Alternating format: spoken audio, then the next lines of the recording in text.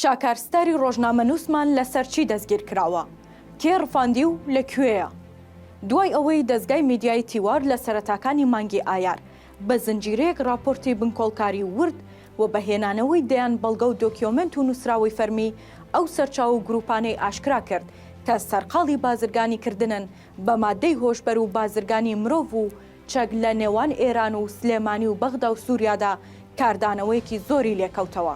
راپۆرتەکانی تیوار جگەل لە وردی و دقیقی و پڕبەڵگەی سەلمێنرا و دەیان زانیاری ورد و ناوی ئەو کەسانەی تێدا بوو کە بەرپرسن لە هێزە ئەمنیەکانی سلێمانی و بەشدارن یاخود لە هێزی پاسەوانی سنووری عێراقی بەرپرسیارەتیان هەیە و دەستگا و لیوە و فەوجەکانیان بەکاردەهێنن بۆ ئاسانکاری قاچاقچیەکان و گروپە مافیا گەورە و مەترسیدارەکان. هەروەها سنوورەکانیان ئاواڵە کردووە بۆ هاوردەکردنی ترسناکترین مادەی هۆشبەر لە جۆری کراک و کریستاڵ و ئاودیوکردنی دۆلار و گڵی ئاڵتون. راپۆرتەکانی تیوار پشتبەستوو بوون بە چەندان بەڵگەی فەرمی دەستگای ئاسایشی نیشتمانی عێراق و وەزارەتی ناوخۆ و نووسینگەی سەرۆکوەزیران جگە لە وەرگرتنی گوتەی چەند قاچاقچیەک کە خۆیان بەکردەیی پێشتر لە کارەکەدا بوون و ئێستا وازیان هێناوە و ویژدانیان چی دیکە ڕێگا نادات وەها کارێک بکەن. لەژێر ڕۆشنایی و کاریگەری راپۆرتەکانی تیواردا دەست بەجێ زانکۆی سلێمانی هەڵمەتی ڕوبەڕووبوونەوەی مادەی هۆشبەری ڕاگەیاند و ئاسایشی شارەکەش خۆیان خزاندە نێو پانێلەکان بۆ ڕووسپیکردنەوەی زیاتر و خۆ دوورخستنەوە لەو بەڵگە حاشا هەڵنەگرانەی ڕوبەڕوویان کراوەتەوە.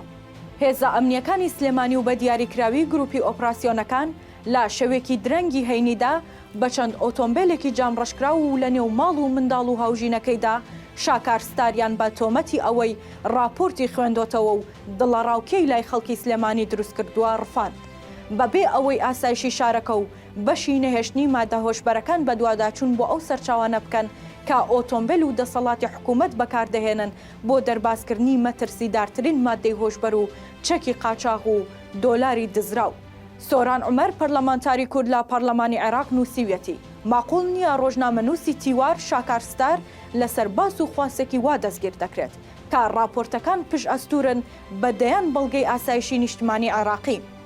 سۆران عومەر ئەوەشی نووسیوە لەبری بە دوواداچوون بۆ مەترسیدارترین پرسکە قاچاقچی بەرپرسانە بە مادەی هۆشبەر و چەک و گڵی ئاڵتون هاتوون ڕۆژنامەنووسێک دەڕفێنن کە تەنها تاوانی ئەوە بووە ڕاستیەکەی گوتووە.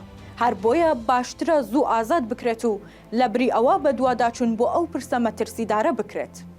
دەستگیرکردن و ڕفاندنی شاکارستاری ڕۆژنامەنووسی تیوار کاردانەوە و دەنگدانەوەیەکی ناوخۆیی و ناوچەیی زۆری لێکەوتۆتەوە و بەرپرسانی ئەمنی سلێمانیش دەیانەوێت ڕفاندنی نایاسایانەی ڕۆژنامەنووسەکە بلەکێنن بە دڵەڕاوکێوە.